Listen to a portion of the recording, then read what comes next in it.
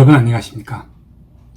오늘 소개하게 될 이분은 우리 한민족이 독립운동사에서 정말 빛나는 한 페이지를 차지하고 있는 너무나도 유명하신 분입니다. 이름은 허형식입니다.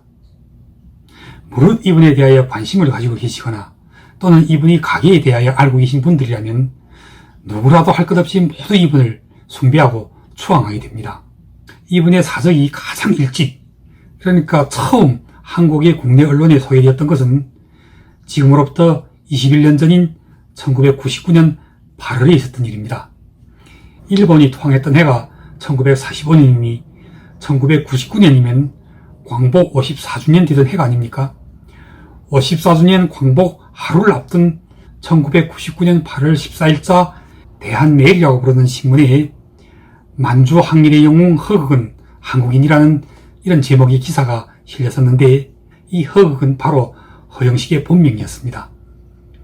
그리고 이 기사는 당시 정운현이라고 부르는 기자가 중국에서 이름을 유순호라고 하는 한 조선족 항일운동 연구가가 보내온 자료에 근거해서 쓴 것이라고 기사 속에 밝히기도 했던 것으로 기억하고 있는데, 그 유순호가 바로 저희 이름입니다.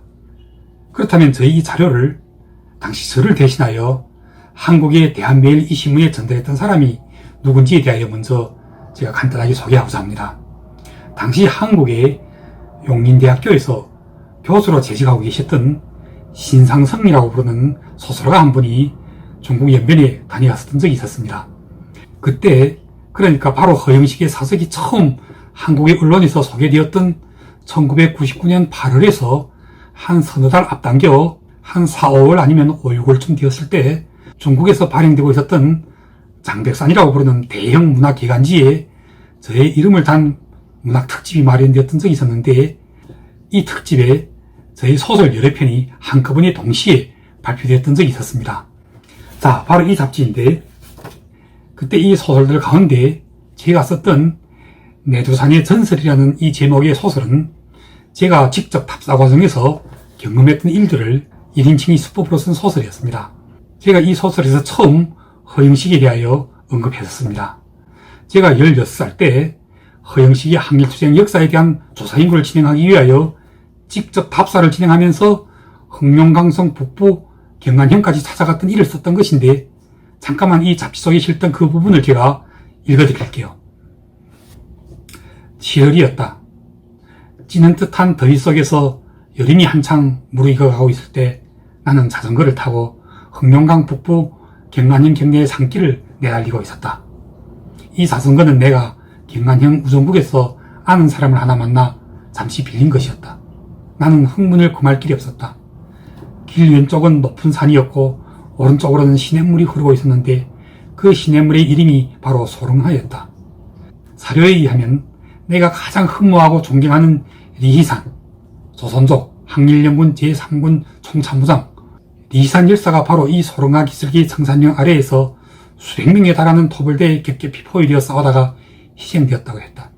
어쩌면 그 시간마저도 8월 3일 이른 새벽으로 되어 있었다. 나는 여기서 8월 3일까지 지내고 이제 고향으로 돌아갈 생각이었다. 나는 그 소릉하를 내려다보면서, 그때 이 잡지를 읽었던 용인대학교의 그 신교수가 허영식에 대하여 호기심을 가지고 이 말 저 말 묻기 시작했는데, 제가 허영식이 족보 가운데 한국의 유명한 의병장 왕산허위라고 부르는 분이 한 분 계신데, 아마 허영식은 이 허위의 조카쯤 될 거라고 소개했는데, 그때는 지금처럼 이렇게 인터넷이라는 것도 없었던 때인데다가 한국에서도 이제 지금처럼 허영식에 대하여 거의 가계도까지 아주 자세하게 만들어져 나올 지경으로 허영식에 대하여 그렇게 깊이 있게 연구를 진행했던 학자들도 거의 없었습니다.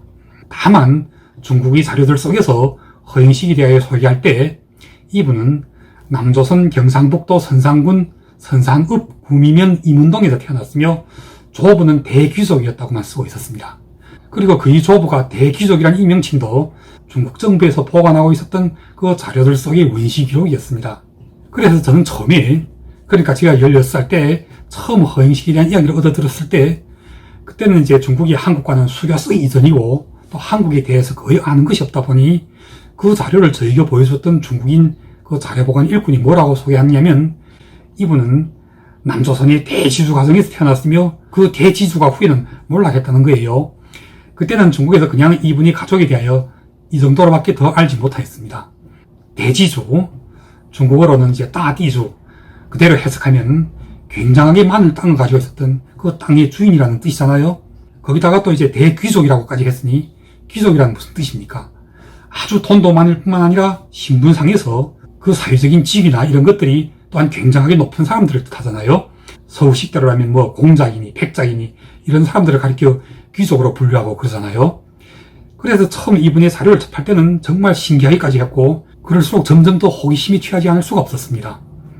그런데 이제 용민대학의 그 신 교수님이 제가 소개하는 허영식의 이야기를 듣고 나더니 왕산허위라고 하면 한국에서 아주 유명한 의병장인데다가 허위 선생이 사망하고 나서는 이분의 가족들이 거의 대부분 모두 만주로 망명했으니 허영식도 바로 그때 망명했던 일가족 가운데 어느 한 분이겠다면서 무척 관심을 가지시더니 이분의 자료를 좀 보여달라는 거예요.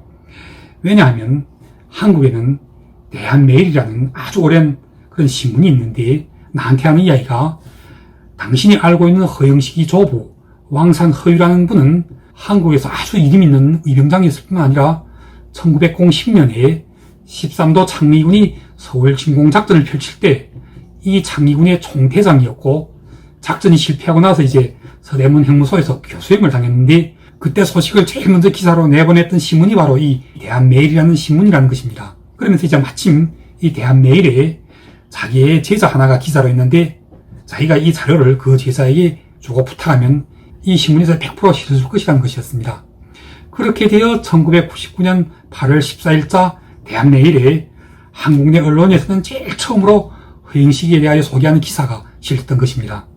그런데 제가 그때까지는 아직 한 번도 한국에 가본 적이 없었을 뿐만 아니라 한국의 독립운동사 관련 연구 분야에서 특히 허영식에 대하여 그렇게 깊게 자세하게 연구하고 있는 학자들이 아직 많지 않았습니다. 그러나 왕산허위 선생에 대한 연구는 굉장하게 많이 진행되어 있다 보니 이 왕산허위 선생의 가기도 속에서 허영식의 이름을 쉽게 찾아낼 수 있었습니다. 그리고 또 그때 상황에서 중국은 아직 한국과 수교 직전이다 보니 당시 중국 국적을 가지고 있었던 저는 한국보다는 오히려 북한을 더욱 쉽게 방문할 수가 있었습니다. 그래야 저는 중국과 북한을 오가면서 정말 허영식과 관련한 모든 자료들을 다 뒤졌고 또 어디에 허영식에 대하여 알고 있는 생존자들이 아직도 살아계시고 있다는 소리만 들어도 천리말리길 마다하지 않고 찾아가서는 그분들이 알고 있는 허영식에 대한 이야기를 꼬치꼬치 캐묻고 자세하게 경청하였습니다. 그리고 또 같은 방법을 다 강구하여 허영식과 관련이 있는 모든 자료들을 주워 모으기 시작했습니다.